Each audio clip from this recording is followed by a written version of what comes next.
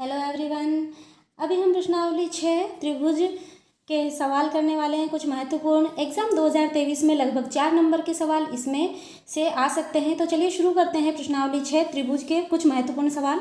दो समरूप त्रिभुजों के क्षेत्रफलों का अनुपात 16:81 है, तो त्रिभुजों की भुजाओं का अनुपात ज्ञात कीजिए। देखिए, इस वाले सवाल के लिए हमें प्रमेय याद होनी चाहिए, ये वाली, कि दो समरूप त्रिभुजों के क्षेत्रफलों का, ये दो त्रिभुज हैं, समरूप त्रिभुज है, इनके त्रिभुज ABC का क्षेत्रफल बटा त्रिभुज PQR का क्षेत्रफल, इनकी संगत भुजाएं AB की संगत भुजा PQ है, AC की संगत भुजा PR है, BC की संगत भुजा QR है। इनकी संगत भुजाओं के अनुपात के वर्ग के बराबर होता है। ये संगत भुजाओं के अनुपात के वर्ग के बराबर होता है। अब यहाँ पर क्षेत्रफल दे रखा था हमको 16:81, तो और ज्ञात क्या करना है, 16/81 हमको दिया गया है क्षेत्रफल का अनुपात, और पूछा है AB/PQ। तो AB/PQ जब ज्ञात करेंगे तो इनके वर्ग हट जाएंगे और इधर आ जाएगा वर्गमूल, और वर्गमूल तो ये हो गया इसका अनुपात 4/9 AB/PQ, इसकी संगत भुजाओं का अनुपात में प्राप्त हो गया। तो हमारा आंसर हो गया ये। अब यहाँ पर अगर ये संगत भुजाओं का अनुपात दे देता 4:9 और क्षेत्रफलों का अनुपात पूछ लेता तो हम इसका स्क्वायर कर देते, 16:81 आ जाता है। सवाल को किसी भी तरह से पूछा जाए हमें करना आना चाहिए। त्रिभुज ABC में यदि AB बराबर 3 सेंटीमीटर, BC बराबर 4 सेंटीमीटर तथा AC बराबर 5 सेंटीमीटर हो तो कोण B का मान ज्ञात कीजिए। देखिए, जब इस तरह के सवाल पूछे जाते हैं तो ये त्रिभुज से संबंधित सवाल हैं। तो समकोण त्रिभुज, समकोण के सामने वाली भुजा, सबसे बड़ी भुजा AC, ये B, AB का मान 3, BC का मान 4। तो सबसे बड़ी भुजा के सामने सबसे बड़ा कोण, और सबसे बड़ा कोण त्रिभुज में समकोण होता है। तो इसका आंसर हो गया 90। ठीक है। यदि संलग्न आकृति में DE समांतर है BC तो EC ज्ञात कीजिए। इस वाले सवाल को करने के लिए हमें फिर से प्रमेय याद होनी चाहिए, आधारभूत समानुपातिक प्रमेय, थेल्स प्रमेय। ये प्रमेय क्या है, यदि किसी त्रिभुज की एक भुजा के समांतर, ये एक भुजा है, इसके समांतर अन्य दो भुजाओं को भिन्न भिन्न बिंदुओं पर प्रतिच्छेद करने के लिए एक रेखा खींची जाए तो ये जो अन्य दो भुजाएं हैं एक ही अनुपात में विभाजित हो जाती है, AD/DB और AE/EC।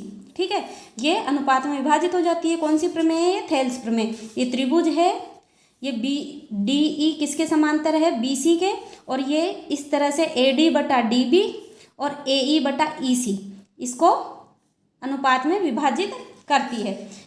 तो हमारा सवाल था प्रश्न नंबर 3 कि इसमें EC ज्ञात करना है। तो AD दिया हुआ है, DB दिया हुआ है, AE दिया हुआ है, ये ज्ञात करना है। तो बस यहाँ पर मान रख देना है। AD 1.5 बटा DB का मान कितना दिया है, 3 सेंटीमीटर, और AE का मान कितना दिया है, 1 बटा EC हमें ज्ञात करनी है। इसको वज्रगुणा कर दिया, 1.5 EC बराबर 3 आ गया। तो EC बराबर 3/1.5, इसका दशमलव हटाएंगे तो हमारे पास 3 × 10/15 और ये 30/15 और 15 दूनी 30, आंसर आ गया 2, जो कि हमारे ऑप्शन में है A। चौथा सवाल, त्रिभुज ABC में AB दिया हुआ है, AC दिया हुआ है, BC दिया हुआ है, तो कोण B पूछा है। त्रिभुज का सवाल है, तो कोण जब पूछते हैं तो सबसे बड़ी वाली भुजा को देख लेते हैं। सबसे बड़ी वाली भुजा 12 सेंटीमीटर की है, तो इसके सामने वाला बनने वाला कोण ही सबसे बड़ा 90 डिग्री का कोण होगा। तो हमारा आंसर होगा C। ये हो गया ACB। AB 6√3 और BC का मान 6 सेंटीमीटर। इस सब में से बड़ी भुजा के सामने वाला बड़ा कोण 90 डिग्री का।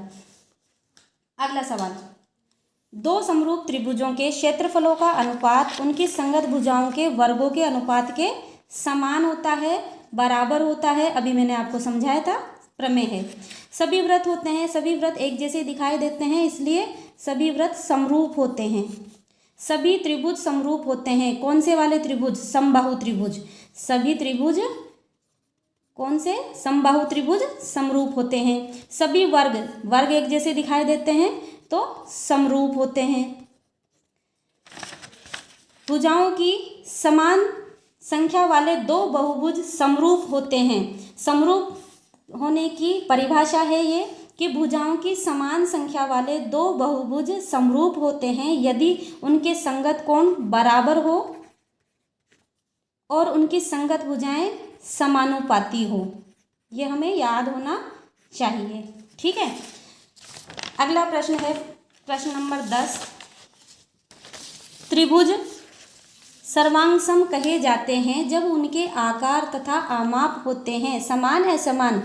समान जब उनके आकार भी समान हो और आमाप भी समान हो तो वो त्रिभुज सर्वांगसम कहलाते हैं। प्रश्न नंबर 11। यदि एक त्रिभुज में किसी एक भुजा का वर्ग अन्य दो भुजाओं के वर्गों के योग के बराबर हो तो पहली भुजा का सम्मुख कोण समकोण होता है। हमें याद होना चाहिए। भुजा का वर्ग, एक भुजा का वर्ग दो भुजाओं के वर्गों के योग के बराबर हो तो पहली भुजा का सम्मुख कोण समकोण होना चाहिए, 90 डिग्री होना चाहिए। प्रश्न नंबर 12 है। दो त्रिभुजों की संगत भुजाएं परस्पर हो तो दोनों त्रिभुज समरूप होते हैं। कैसे हो? समानुपाती हो।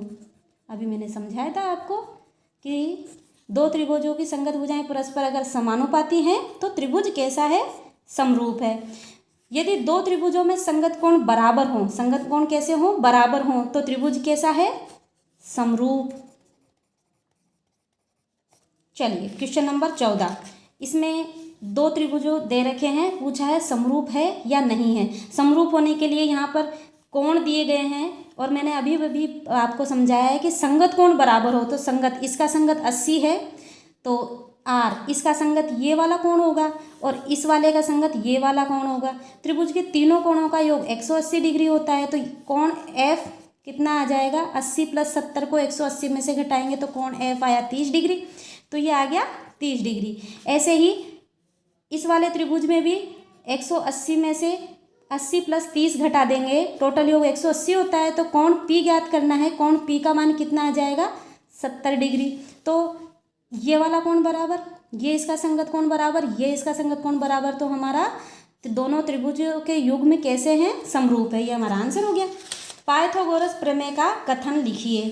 देखो पाइथागोरस प्रमेय हम छोटी क्लासों से ही पढ़ते आ रहे हैं। कर्ण स्क्वायर बराबर आधार स्क्वायर प्लस लंब स्क्वायर।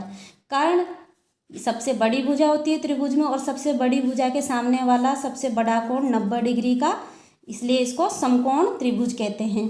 तो इसका ये आधार है, ये लंब है, तो ये हमारी पाइथागोरस प्रमेय है। कैसे लिखना है इसका कथन? समकोण त्रिभुज में कर्ण का वर्ग, ठीक है, शेष दो भुजाएं, ये शेष दो भुजाएं, शेष दो भुजाओं के वर्गों के योग के बराबर होता है। ये जो लिखा है उसको हमने इसके परिभाषा के रूप में लिख दिया। तो हमें पाइथागोरस प्रमेय का कथन याद होना चाहिए, ठीक है। प्रश्न नंबर 16। त्रिभुज की भुजाएं दी है, क्या यह समकोण त्रिभुज है? देखिए समकोण त्रिभुज कब होगा? जब कर्ण स्क्वायर बराबर लंब स्क्वायर प्लस आधार स्क्वायर होगा, ठीक है। और कर्ण, अगर हम एक भुजा इसको कर्ण मान लें और इन दोनों भुजाओं का वर्ग करके जोड़ें तो अगर इसके बराबर आ जाता है तो हमारा समकोण होगा। नहीं आता है बराबर तो ये समकोण त्रिभुज नहीं होगा। तो ये 7 का स्क्वायर प्लस 24 का स्क्वायर, ठीक है, ये हो गया, ये हो गया 49 प्लस 576 और ये आ गया 625, ठीक है। और ये तो स्क्वायर है। अब ये कर्ण था, अब अगर इसका स्क्वायर हटाएं तो यहाँ अंडर रूट आ जाएगा, ठीक है। स्क्वायर हटा दिया तो कर्ण बराबर 25 आया, यानी तीसरी भुजा आ गई। इसका मतलब यह हमारा समकोण त्रिभुज हो गया। क्या? ए बी का whole square plus B C का होल स्क्वायर बराबर ए सी का होल स्क्वायर। आधार लंब बराबर है इसके स्क्वायर के कर्ण के वर्ग के। ठीक है। क्वेश्चन नंबर 17 आप ही की किताब का है, उदाहरण है, देखिए समझिए। एक सीढ़ी किसी दीवार पर इस प्रकार टिकी हुई है कि इसका निचला सिरा दीवार से 2.5 मीटर की दूरी पर है। दीवार ये भूमि से 2.5 मीटर की दूरी पर है और ये सीढ़ी टिकी हुई है। इसका ऊपरी सिरा भूमि से 6 मीटर की ऊंचाई पर बनी एक खिड़की तक पहुंचता है। ये 6 मीटर की ये यहाँ खिड़की तक पहुंचता है। सीढ़ी की लंबाई यानी ए बी ज्ञात करना है। ठीक है, ये दिया हुआ है। ये तो हो गया लंब, ये क्या हो गया? आधार हो गया। और ए बी क्या हो गया? कर्ण हो गया। तो कर्ण बराबर, देखिए, कर्ण का स्क्वायर, कर्ण स्क्वायर बराबर आधार स्क्वायर प्लस लंब स्क्वायर। कर्ण दिया है हमें ए बी का होल स्क्वायर कर दिया, आधार दिया है बी सी और लंब दिया है 6 सेंटीमीटर ए सी। ठीक है, तो बी सी का मान 2.5 और ए सी का मान 6, तो ये आया टोटल योग करने पर हमारे पास 42.25। यहाँ पर ए बी स्क्वायर और यहाँ पर ए बी स्क्वायर हटा दिया, ये हो गया। जब इसका वर्गमूल निकालेंगे तो ए बी का मान आ जाएगा 6.5। इस तरह से हमें पाइथागोरस प्रमेय पर आधारित सवाल करने हैं। ठीक है, तो हमारी छठी प्रश्नावली के सारे महत्वपूर्ण सवाल मैंने आपको करा दिए। पाइथागोरस प्रमेय, थेल्स प्रमेय, इनको अच्छे से आप करें और इन सवालों को घर पे बैठ के अभी अच्छे से कर लें जिससे आपकी तैयारी हो जाए। लाइक करें, शेयर जरूर करें जिससे सभी स्टूडेंट्स एग्ज़ाम 2023 की तैयारी में हेल्प हो सके उनकी।